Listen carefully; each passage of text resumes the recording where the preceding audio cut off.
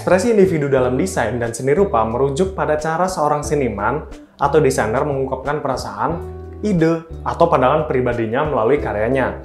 Ekspresi ini berbentuk visual, simbolik, atau bahkan abstrak tergantung pada medium dan gaya yang digunakan. Yang pertama adalah ekspresi individu dalam desain.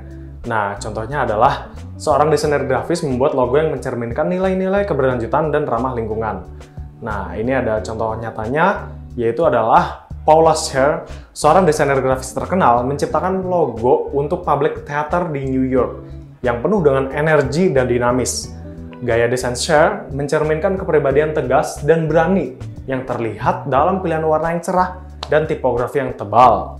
Yang kedua adalah ekspresi individu dalam seni rupa. Nah, contohnya adalah seorang pelukis yang menciptakan karya seni abstrak untuk menggambarkan perasaan kegelisahan atau kebahagiaan. Nah, contoh nyatanya adalah Vincent van Gogh. Vincent van Gogh adalah contoh klasik dari seniman yang mengekspresikan emosinya melalui lukisan. Dalam karya Starry Night, Van Gogh menggunakan warna-warna yang berani dan sapuan kuas yang dinamis untuk menggambarkan perasaan kacau dan keindahan malam hari yang mencerminkan kondisi emosionalnya pada saat itu. Jadi kesimpulannya adalah ekspresi individu dalam desain dan seni rupa memungkinkan seniman atau desainer untuk menyampaikan pesan yang lebih dalam daripada sekedar apa yang terlihat di permukaan. Melalui simbolisme, warna, dan bentuk, mereka dapat mengkomunikasikan pengalaman, ide, dan perasaan pribadi mereka kepada audiens. Yang ketiga, ada kebutuhan audiens dalam desain. Nah, contohnya adalah desain poster untuk acara amal. Nah, kebutuhan audiensnya apa nih? Audiens memerlukan informasi yang jelas mengenai acara tersebut, seperti tanggal, lokasi, dan tujuannya apa nih, tujuan amalnya. Mereka juga memerlukan daya tarik visual yang dapat menarik perhatian dan membangkitkan minat mereka untuk berpartisipasi. Nah, ini ada contoh studinya, yaitu poster acara Live Aid tahun 1985, yang dirancang untuk menggalang dana bagi bantuan kelaparan di Afrika. Menggunakan elemen visual yang kuat seperti gambar dunia yang terbelah dan warna-warna yang mencolok untuk menyampaikan urgensi dan skala global dari acara tersebut. Yang keempat adalah pengguna akhir dalam desain. Contohnya adalah desain aplikasi mobile untuk pengelolaan keuangan. Pengguna akhirnya siapa nih? Orang yang menginginkan cara mudah dan aman untuk mengelola keuangan pribadi mereka, termasuk melacak pengeluaran, menetapkan anggaran, menerima notifikasi tentang transaksi yang mereka lakukan. Oke, kita masuk ke contoh studinya ya. Nah, di sini ada aplikasi BCA Mobile. Ya, BCA Mobile ini user interface-nya sangat simpel, sangat sederhana. Karena pengguna akhirnya siapa nih? Pengguna akhirnya adalah orang-orang yang sudah dari lama menggunakan aplikasi tersebut. Sehingga user interface ya jarang sekali diupdate. Sehingga tetap terlihat simpel dan klasik. Gitu. Beda lagi dengan Livin Mandiri. Livin Mandiri itu user interface-nya sering kali diupdate menyesuaikan dengan gaya kekinian.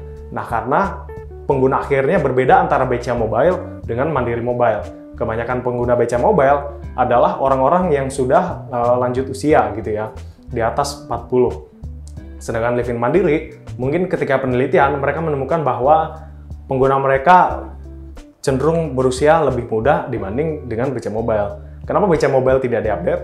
Mungkin karena untuk memudahkan penggunanya gitu, karena penggunanya udah sering dan sudah hafal dengan layout-layout dari BCA Mobile itu. Sedangkan Livin Mandiri, karena penggunanya dengan usia yang lebih muda, mereka lebih tahu dan bisa mempelajari aplikasi tersebut. Oke, kita masuk ke nomor 5, yaitu kebutuhan audiens dalam seni rupa. Contohnya adalah pameran seni interaktif. Kebutuhan audiensnya kayak gimana nih?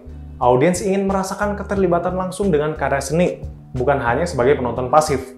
Mereka mencari pengalaman yang menyentuh emosional atau intelektual yang dapat mereka bawa pulang sebagai kenangan atau wawasan baru.